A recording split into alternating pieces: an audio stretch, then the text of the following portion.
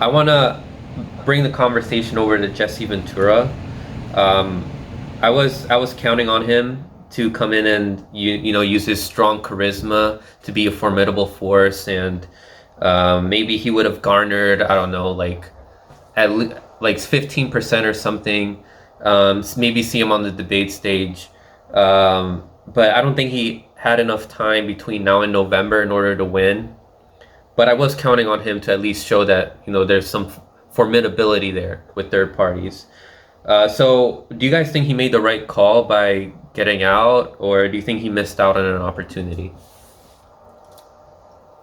You want me to go first? Sure. Yeah. Um, well, there were a number of factors. I was kind of close to the Ventura situation because, I was in communication with some people within the Green Party, and I can't disclose too much information, but they were concerned on a couple of things. Number one, he was getting in pretty late, and they didn't want to seem like the Democratic Party, where here comes a guy like Michael Bloomberg. Remember, he shows up, and then all of a sudden it's like, oh, step aside, Bloomberg's here with all his money. Ventura, as you said, has celebrity status, essentially. He's got incredible name ID, and he is a formidable public speaker when he talks. People are just dying to hear what he's going to say because of the way he says things. Jesse would have been a very interesting candidate. He has one independent elective office in the state of Minnesota, which is a huge achievement to be a governor of a state as an independent. Doesn't happen all that often. So he was positioned to do well, but quite honestly, he hung out in Mexico for a real long time. He got back sometime in April. He put the feelers out there, did the whole, testing the waters. They even had tweets, hey, I'm testing the waters.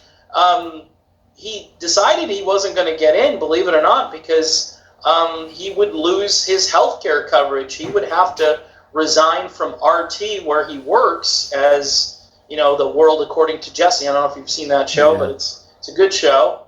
And Jesse's great on TV. But, he seriously, and his wife, I heard, had some health issues as well that he factored all of that in. He made a personal decision. He would have immediately been targeted as a Russian asset the day he won the primary, and he would have been a daily target of probably both parties, I would say, would have gone after him with both barrels. Now, I'll say this, if anybody is able to probably deal with that, it's Jesse Ventura.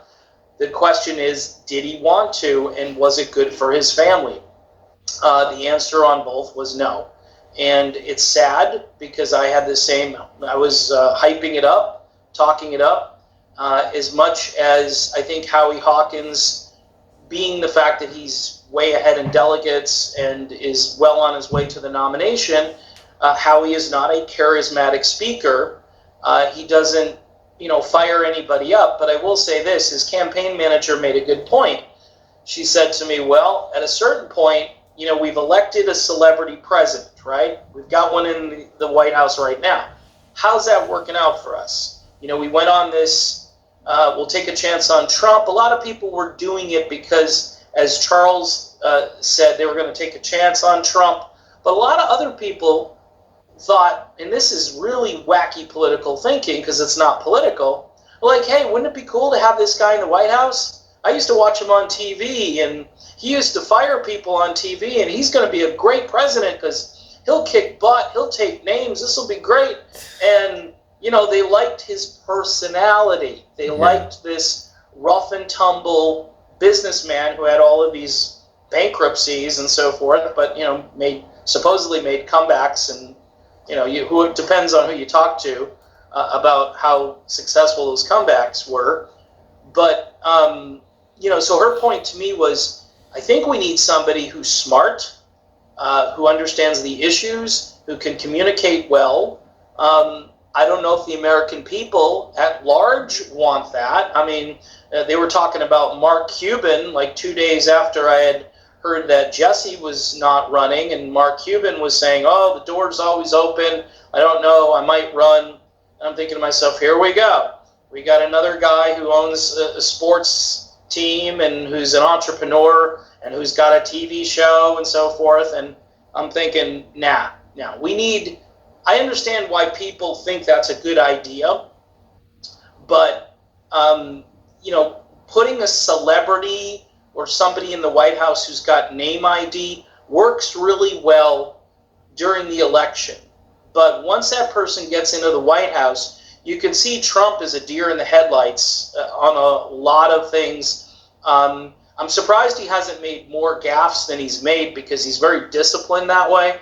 But of course, then you got the tweets, and to me, this is really it's pulled the country apart rather than brought it together, because he's such this bombastic character, and the people who like him really like him, but the people who hate him really hate him. And I'd like to get back to the days where our country had respect for the president, even if they weren't in their particular political party or wasn't the person they voted for. At the end of the day, they went to work. They didn't have any kind of crazy Trump derangement syndrome. This has been going on, by the way. When Bush was elected president, it was the same thing. He was getting hammered every day. Obama, hammered by the right every day. The right loved him being in the White House. Fox News ratings through the roof. And it's this back and forth neoliberal, neoconservative, neoliberal, same foreign policy, not much else happening. I appoint the guys I like. The next president will do what he likes.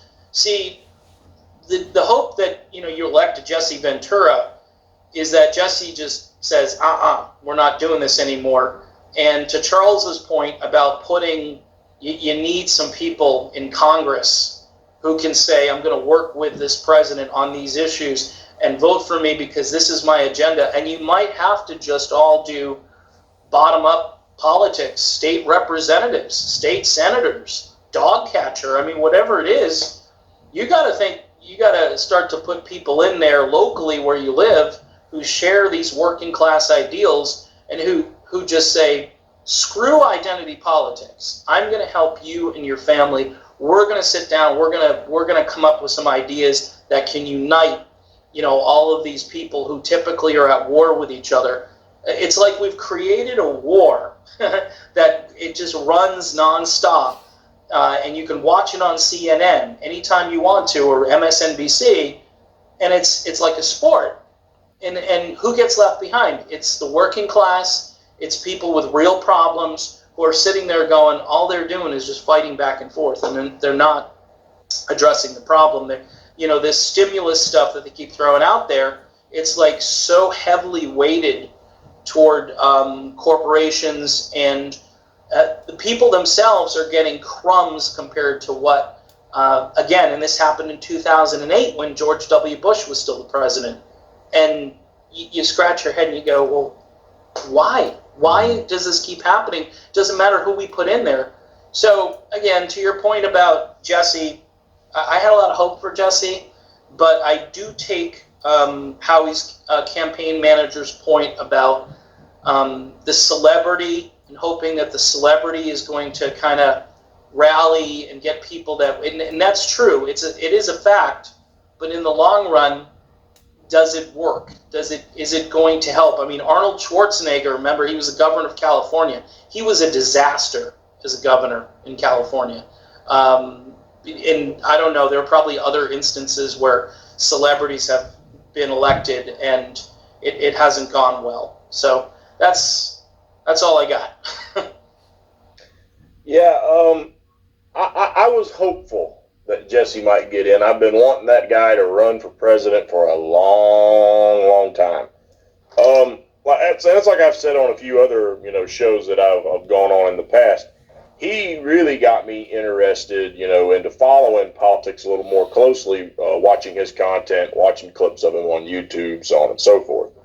But when I started hearing the rumblings about Jesse running, there was a voice in the back of my head that said he's not going to do it.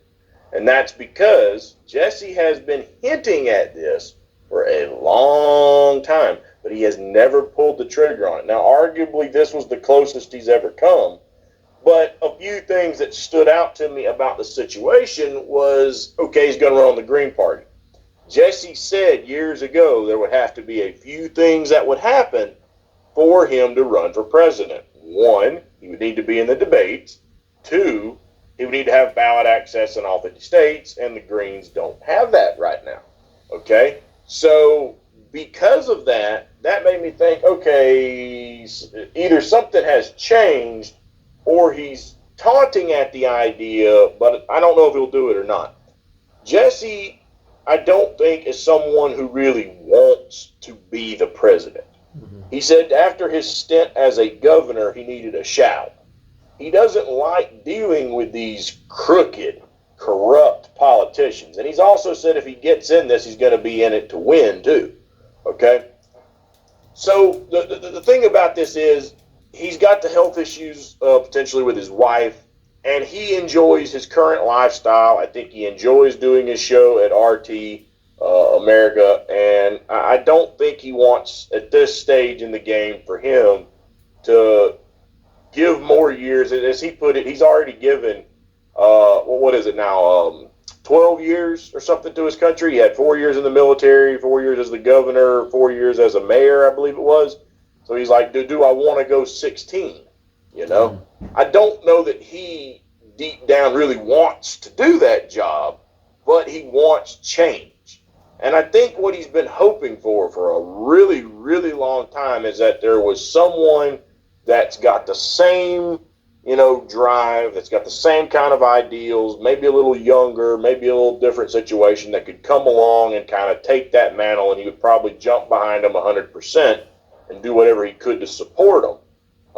I just don't think it's necessarily something he, for personal reasons or whatever, wanted to do necessarily himself. To David's point, he would undoubtedly be attacked by both sides. First of all, if you thought the Donald Trump Russiagate was bad, wait till you get someone running for president that works at a news network funded by Russia. Okay? Now, I'm not trying to discredit RT. Matter of fact, they actually run a lot better news than all of our major networks out there. Sure, you might need to be skeptical of a few things here and there. Do your own homework, but do that with anyone. Do it with me. Do it with any of the three of us, if you think something sounds a little fishy. But they inform more people about what's really going on than CNN, MSNBC, Fox News, ABC, all of them. They're way more informative for the American people. Okay? But the Democrats would come out full nonstop, he's a Russian asset, he doesn't like the country, and the Republicans, some of them may even hit the Russia tone too, but I would be willing to bet you would hear a resurgence about the Chris Kyle situation coming from the Republican Party. True. Because Chris Kyle has been painted as this red-blooded American hero by the Republican Party. They make movies off of him. Fox News loves him. I mean, let's not examine the fact this guy claims he was on top of, the Superdome sniping looters. He was a pathological liar, right? That's not what they're going to talk about. They're going to say, oh, he sued the widow and it cost her so much money and blah, blah, blah, which is all bull. Jesse's told that's bull. But they would come at him full force. And if his wife does have these health issues, does he really want that kind of attention to be drawn to him, the stress put on him, his family, and his wife? I can't say that if it were me, I would want to necessarily put my loved ones through that sort of situation, because it's coming. Politics is a mud-throwing, dirty game at times, and if you're an outsider trying to take on the two corrupt parties, that they're going to gang up to come after you, and using the terms gang up, I think he described them best. The two gangs in government, the Democrats and the Republicans. Yeah. Okay? And they would find common ground when it came to Jesse Ventura, no questions asked. So, a part of me says, to your question, Did he make the right decision, or did he miss out on an opportunity? Well, I say kind of both. If he has all these personal issues, I believe for him it was the right decision to not do it, especially this late in the game, because why put yourself through it if you're coming in late and might not even really stand a chance of winning? Also, to David's point, the Greens were a little possibly concerned that, we're going to throw someone out there in the fourth quarter that hasn't been on the field the entire game. And, we're hearing these rumblings about replacing senile Joe Biden with Cuomo. Well, when did Cuomo run for president? Yeah. You had 20-something people that just ran for president, and you're not even going to pick one of them. You're going to go pick the New York governor who didn't run at all. What kind of message does that send when you've taken all this TV time, caused all this drama, put 10 people a night, 2 nights on a debate stage to squabble like children, and then you pick someone else and put them up there? To me, that sends a message. Your vote meant absolute squat. Because while we've been bickering and you've been going out to primaries and voting, we picked someone that none of you ever voted for the entire time, and that's going to be our nominee. So do the Greens kind of want to send that image when they've got people who ran and then just have the celebrity come on the tail end of things and take it all over? To me, if Jesse is ever going to run, and I don't know that he ever will at this point, but if he was going to, I know he didn't want to have to hang around, as he put it to that guy, you wait till the pikers are gone, but you got to get in at the beginning. To me, for presidential elections, there should be a cutoff.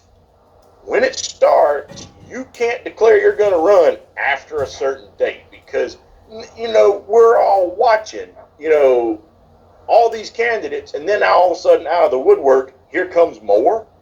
No, there needs to be a timeline and a cutoff, and it needs to be, something that makes sense. That way we know who's running. We've got time to listen. We've got time for anything. Maybe you make a fumble and expose yourself. We've got time to hear it come out, So I think that should be taken into consideration right there. I think if he was going to run and he was really serious about it, he should have got in a little bit, sooner than he did. Okay. But for him and his personal reasons, I think it was probably the best choice for him. Thanks for watching that segment of Hear Me Out. Don't forget to like, share, subscribe, and hit that notification bell down below so you can get the latest on sports, pop culture, and progressive politics. Stay informed.